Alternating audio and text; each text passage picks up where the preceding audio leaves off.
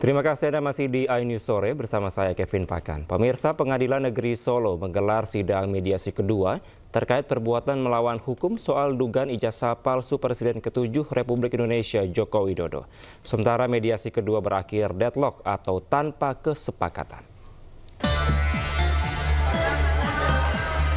Kaget.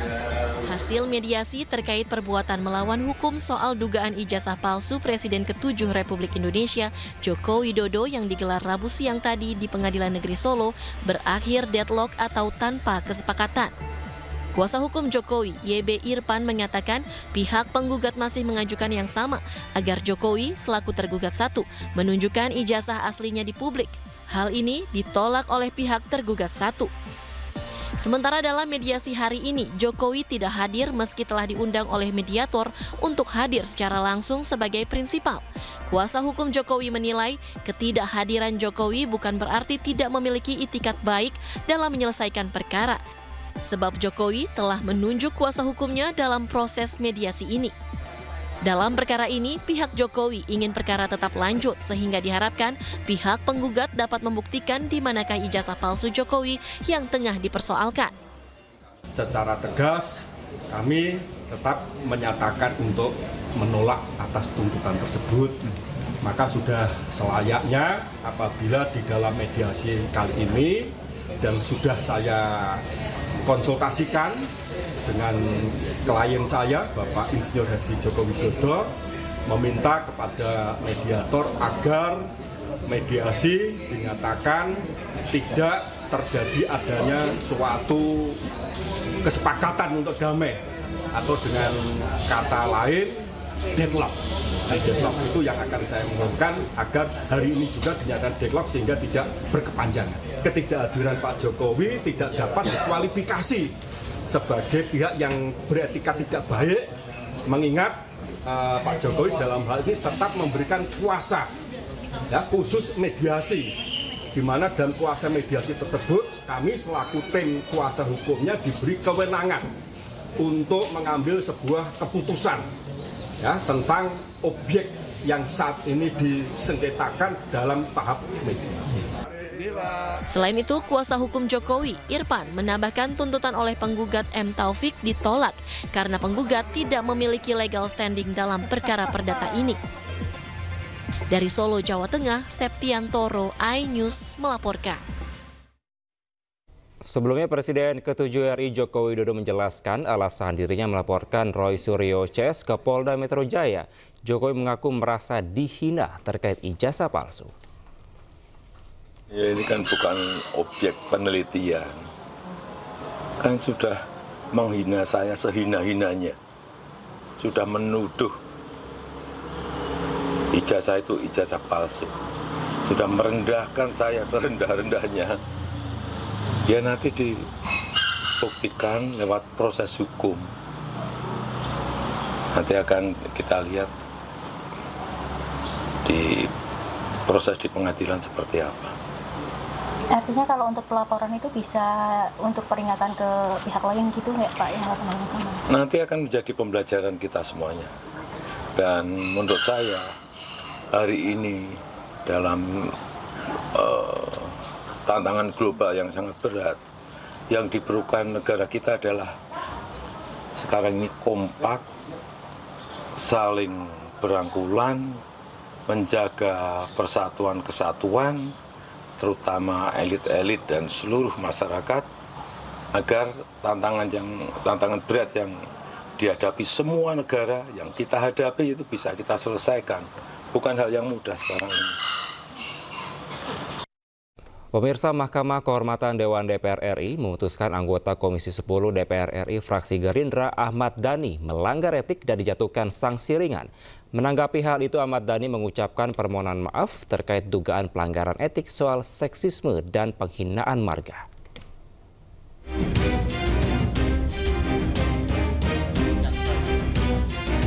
Mahkamah Kehormatan Dewan DPR RI memutus anggota Komisi 10 DPR RI fraksi Gerindra Ahmad Dhani melanggar kode etik pada sidang putusan yang digelar di Komplek Parlemen Rabu pagi. Hal ini buntut dari 2 laporan yang diajukan Komnas Perempuan dan musisi Ryan Pono mengenai pernyataan seksisnya saat rapat naturalisasi bersama Kemenpora dan dugaan penghinaan marga. Ahmad Dhani dijatuhkan sanksi ringan berupa teguran lisan dan diminta untuk memohon maaf kepada pelapor dengan maksimal 7 hari setelah putusan. Mahkamah Kehormatan Dewan dan mengadili sebagai berikut.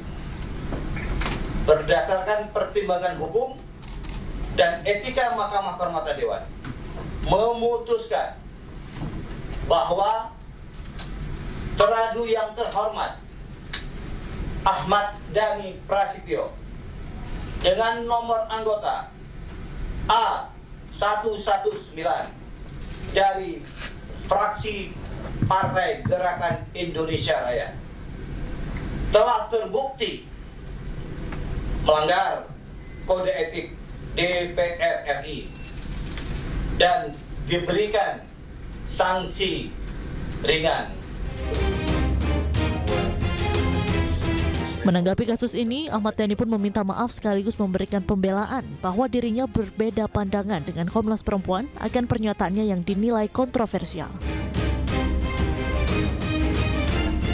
Sebelumnya, Ahmad Dhani dilaporkan atas pernyataannya yang dianggap seksis pada rapat Komisi 10 DPR bersama Kemenpora serta dugaan penghinaan marga Pono. Dari Jakarta, Tim Liputan iNews melaporkan. Sementara itu, untuk dugaan penghinaan marga, Dhani menyatakan itu adalah kesalahan slip of tongue dan murni bukan kesengajaan.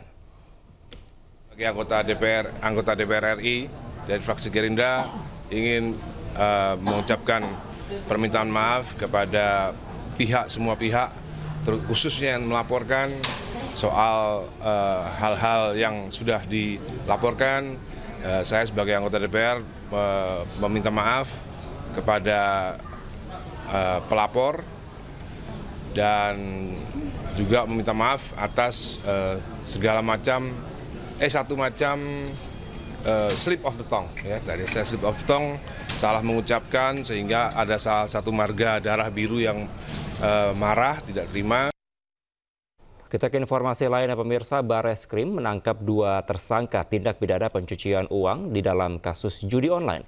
Modus yang dilakukan kedua tersangka dengan mendirikan perusahaan cangkang dan polisi menyita barang bukti lebih dari 530 miliar rupiah.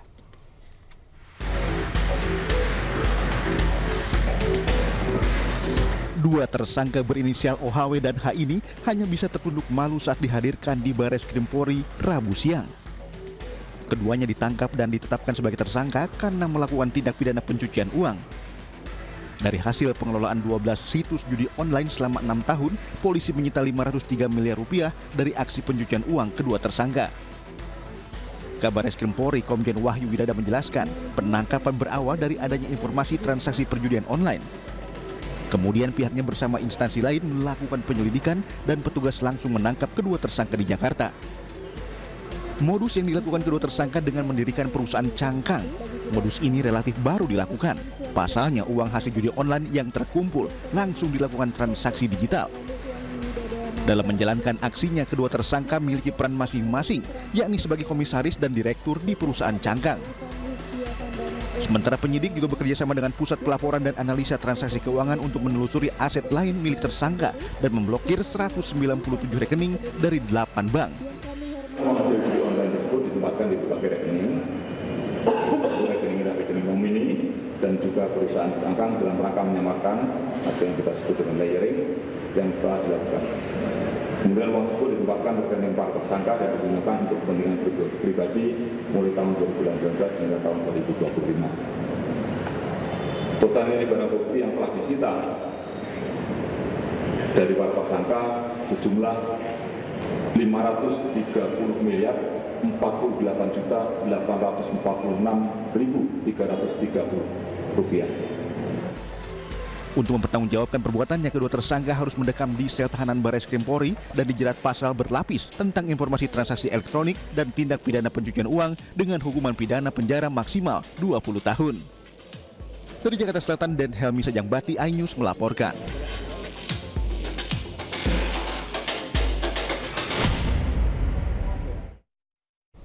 Sementara itu, Pusat Polisi Militer TNI telah membentuk Satgas untuk mengurangi tindak pelanggaran yang dilakukan oleh anggota TNI. Salah satu Satgas yang dibentuk adalah Satgas Judi Online, dan anggota yang melakukan judi online telah diberi sanksi.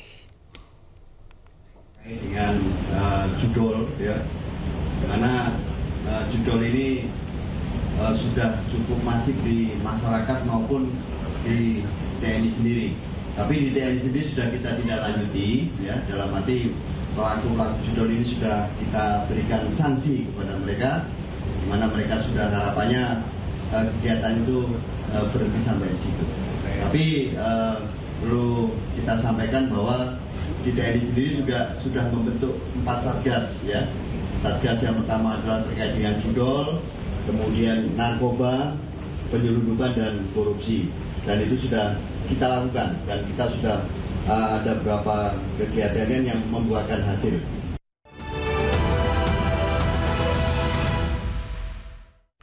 Terima kasih Anda masih di ID Sore. Pemirsa, Presiden Prabowo Subianto menerima kunjungan pendiri Microsoft dan Gates Foundation Bill Gates di Istana Merdeka Jakarta. Keduanya menggelar pertemuan tertutup membahas sejumlah isu strategis dan kerjasama.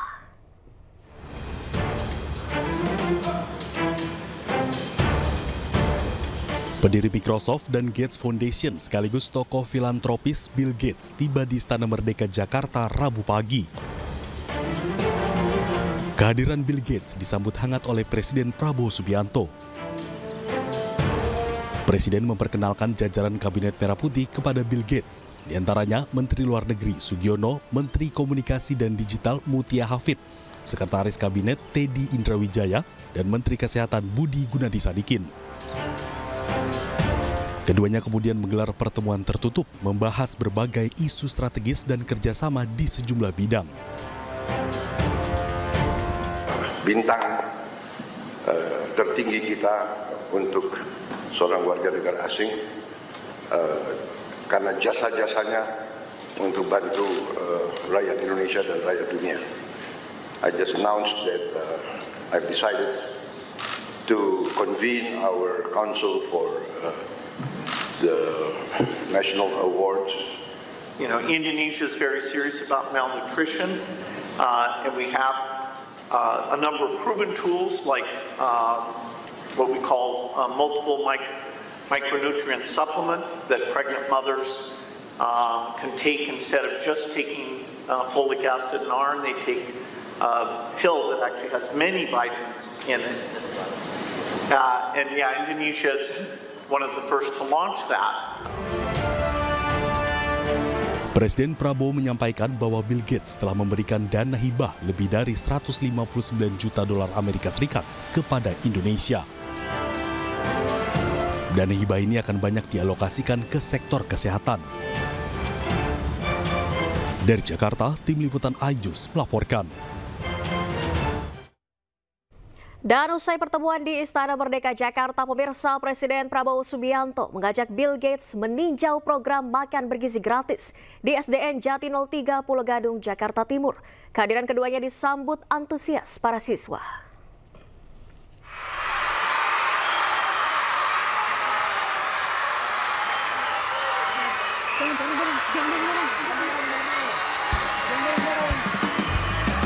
Sorak-sorai para siswa mewarnai kedatangan Presiden Prabowo Subianto bersama tokoh filantropi dunia sekaligus pendiri Microsoft, Bill Gates, di SDN Jati 03 Pulau Gadung, Jakarta Timur, Rabu siang. Presiden Prabowo mengajak Bill Gates untuk melihat langsung pelaksanaan program unggulannya Makan Bergizi Gratis.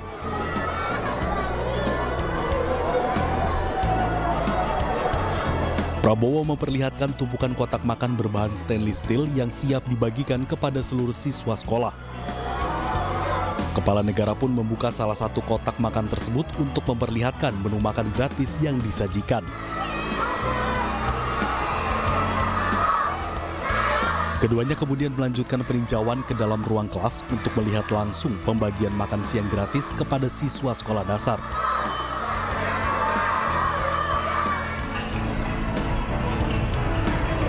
Usai meninjau pelaksanaan MBG di 2 kelas berbeda, Presiden dan Bill Gates beserta rombongan juga melihat pemeriksaan kesehatan gratis di SD tersebut, salah satunya kebersihan mulut dan gigi. Dari Jakarta, Tim Liputan iNews melaporkan. Pemirsa, Presiden Prabowo Subianto memeluk hangat 2 anak berkebutuhan khusus yang menyambut kedatangannya saat meninjau program makan bergizi gratis di SDN Jati 03, Pulau Gadung, Jakarta Timur.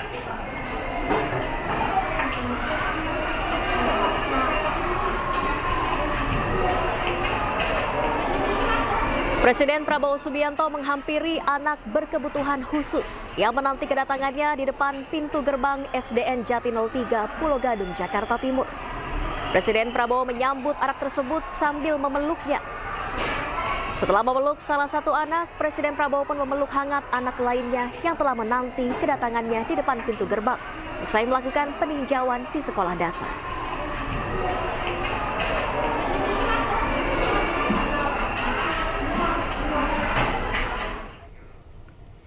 Dan pemirsa, ada momen unik saat kunjungan Bill Gates ke istana. Tak hanya membicarakan potensi kerjasama dan kontribusi Bill Gates di Indonesia, namun juga kehangatan suasana saat Bill Gates bertemu dengan Bobby Kertanegara, kucing kesayangan Presiden Prabowo Subianto.